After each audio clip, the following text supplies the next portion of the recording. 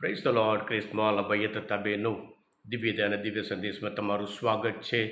August 14મી તારીખ આ સંદેશ સાંભળનાર માટે વિશેષ પ્રાર્થના કરું છું. આજના શુભ સંદેશ આપણા બધા માટે એક અદ્ભુત પાઠ શીખવાડે છે. કુટુંબિક જીવન, કુટુંબિક ધર્મ શું છે એ આપણને સમજાવે છે. તમારા બાઇબલ લઈ લો, પ્રભુના વચન સાંભળીએ.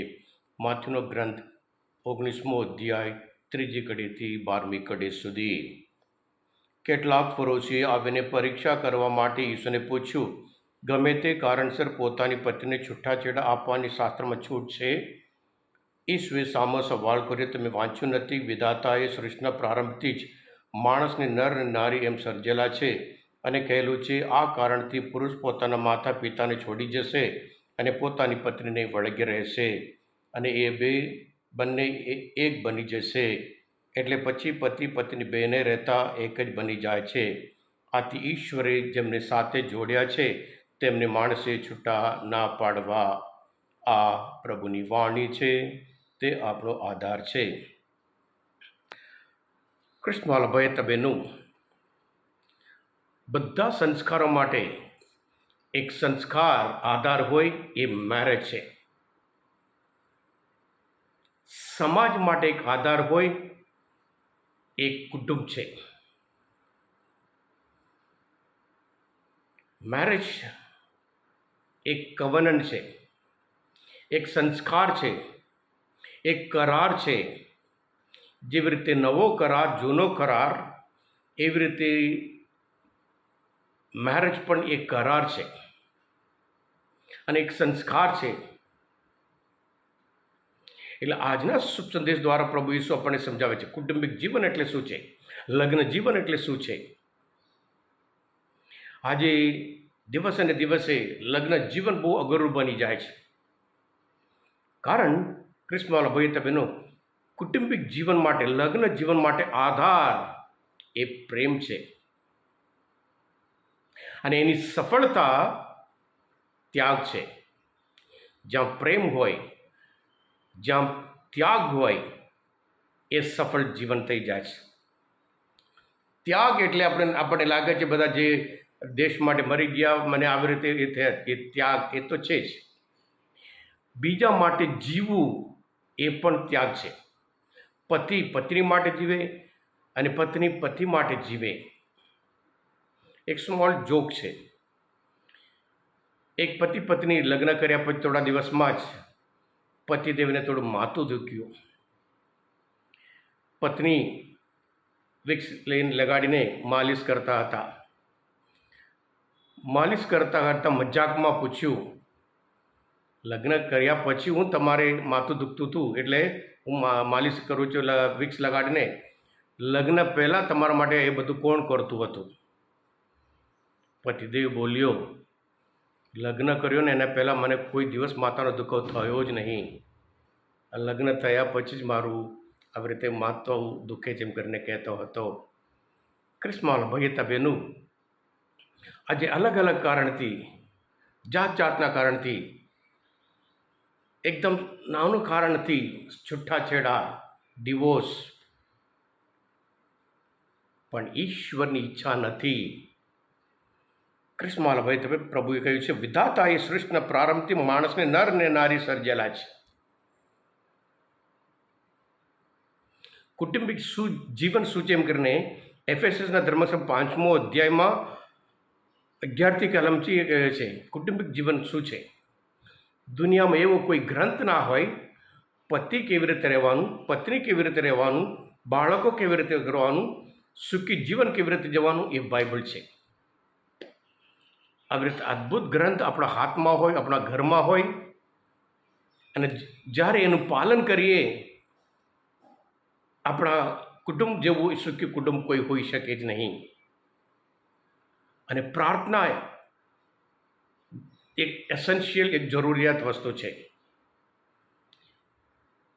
હા કૃષ્ણવાલા ભાઈ તબેનું, કુટુંબિક જીવન માટે પ્રાર્થના પણ એક આધાર છે. કારણ કે ઈશ્વરે સાથે જોડ્યા હોય અને ઈશ્વર પોતે સંતાન આપ્યું હોય અને તેઓ દરરોજ સમય કાઢવાનો છે પ્રાર્થના માટે. જ્યારે પ્રાર્થના માટે સમય નથી અને આજે વધારે ને વધારે મોબાઈલ લગ્ન જીવન બરબાદ કરી નાખે છે. મોબાઈલના લીધે, સોશિયલ મીડિયાના લીધે ક્રિસ્માલ ભાઈ તબેનો લગ્ન સંસ્કાર એ ઈશ્વર સ્થાપેલા એક સંસ્કાર છે અને એકબીજાને હંમેશા માન આપવાનું છે, રિસ્પેક્ટ આપવાનું છે. જ્યારથી મોબાઈલ આવી ગયું આપણે જાણીએ છીએ અલગ અલગ કારણથી છૂટાછેડા, ડિવોર્સ. અમુક વર્ષ પહેલાં ટાઈમ્સ ઓફ ઇન્ડિયા પેપરમાં આવ્યું હતું, સૌથી વધારે શિક્ષિત સમાજ હોય એ ખ્રિસ્તી સમાજ છે ભારતમાં, અને સૌથી વધારે છૂટાછેડા થતું હોય એ પણ ખ્રિસ્તી ધર્મ થાય છે એમ કરીને પેપરવાળા આપ્યું હતું ટાઈમ્સ ઓફ ઇન્ડિયામાં. ક્રિસ્માલ ભાઈ તબેનું જે વ્યક્તિને પ્રેમનું સ્થાન એ કુટુંબ છે. બીજે બહાર સાચો પ્રેમ તમને મળી શકે જ નહીં. પ્રભુ પોતે યોહાનના ગ્રંથમાં 15મો અધ્યાયમાં 13મી કલમ કહે છે, માણસ પોતાના મિત્ર ખાતર પ્રાણ પાત્ર એના કરતાં મોટો પ્રેમ નથી. જ્યારે સ્વાર્થ આવી જાય, હું પણ આવી જાય, પ્રભુએ પોતે કહ્યું છું, જો કે મારો અનુયાય થવા માગતો હોય પોતાની જાત, એ જાત શું છે? હું, મારું, મને, મારું ઘર, મારા હક, મારા સુખ, મારું શું? એ સ્વાર્થ છે, એ શેતાન છે. સ્વાર્થ હંમેશા શેતાનનું કામ છે. પ્રેમ ઈશ્વરનું કામ છે, સ્વાર્થ એ શેતાનનું કામ છે. શેતાનને દૂર રાખવા માટે પ્રાર્થના એસેન્શિયલ છે, જરૂરિયાત છે.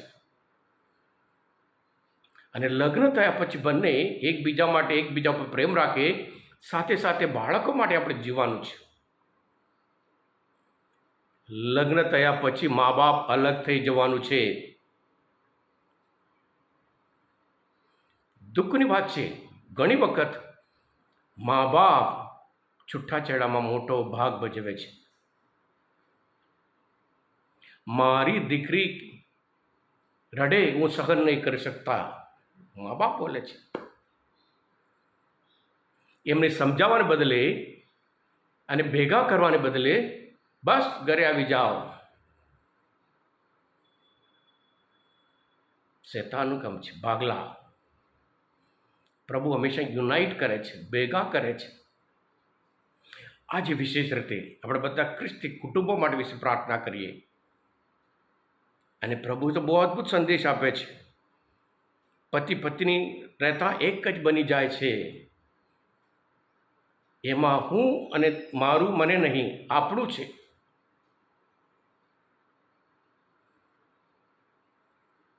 જ્યારે એકબીજા પર પરસ્પર પ્રેમ રાખીએ અને પરસ્પર ત્યાગ કરીએ અને બાળકો પ્રત્યે ત્યાગ રાખીએ, પ્રાર્થના કરીએ, આપણા કુટુંબ ચોક્કસ સુખી કુટુંબ થઈ જશે.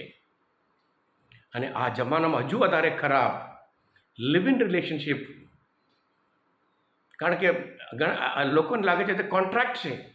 કોન્ટ્રાક્ટ, આપણે રોડ કોન્ટ્રાક્ટર, મકાન કોન્ટ્રાક્ટ જોઈએ છે. એ કોન્ટ્રાક્ટ નથી, એક કવનન્ટ છે, એક કરાર છે. ઈશ્વર પોતે જૂના કરારમાં ઈશ્વર અને યહૂદી લોકો, ઇસરાયેલ લોકો વચ્ચેનો સંબંધ એક લગ્ન સંબંધ સાથે સરખામણી કરે છે. પૈગંબર હોશિયાર. એટલે આપણે પણ વિશેષ આપણે બધા કુટુંબો માટે પ્રાર્થના કરીએ. પ્રભુ ઈસુ ખ્રિસ્ત આ સંદેશ સાંભળનાર તમારા સંતાનો પર વિશેષ તમારે આશીષ આશીર્વાદ વરસાવો, કૃપા વરસાવો. આ એક કુટુંબ, અખંડ કુટુંબ રાખી હંમેશા એમના જીવન દ્વારા તમે એમને ગૌરવ કરી, તમે દુનિયાના દીવા છો. તેઓ બધા એમના જીવન દ્વારા, કુટુંબિક જીવન દ્વારા, ત્યાગમય જીવન દ્વારા, પ્રેમય જીવન દ્વારા તમારો જ મહિમા કરે એવી કૃપા કરો. આ પ્રાર્થના અમે મારા પ્રભુ ઈસુ ખ્રિસ્ત દ્વારા કરીએ છીએ. આમેન. આ ક્રિસ્માના ભાઈ તબેનું આજના મનનચંદ્ર શાસ્ત્રપાઠ સમજવા માટે, પ્રભુને ઓળખવા માટે મદદરૂપ થયા હોય, તમે પોતે દિવ્ય દયા અને દિવ્ય સંદેશ સબસ્ક્રાઈબ કરજો અને બીજા માટે પણ ફોરવર્ડ કરજો, કારણ તમે બધા આશીર્વાદિત છો, અભિષિક્ત છો. પ્રભુ ઈસુ, હું તમારામાં વિશ્વાસ રાખું છું. બોલો દિવ્ય દયાનો જય. God bless you all. Jesus, I trust in you. સાથે આજે મહાન સંત મેક્સમિલિયનનો તહેવાર પણ ઉજવીએ છીએ, જે પોતાનું જીવન એક વ્યક્તિ માટે કુટુંબના એક વ્યક્તિ માટે એમનું અર્પણ કરી એ ઈશ્વરનો મહિમા કર્યો. Happy feast.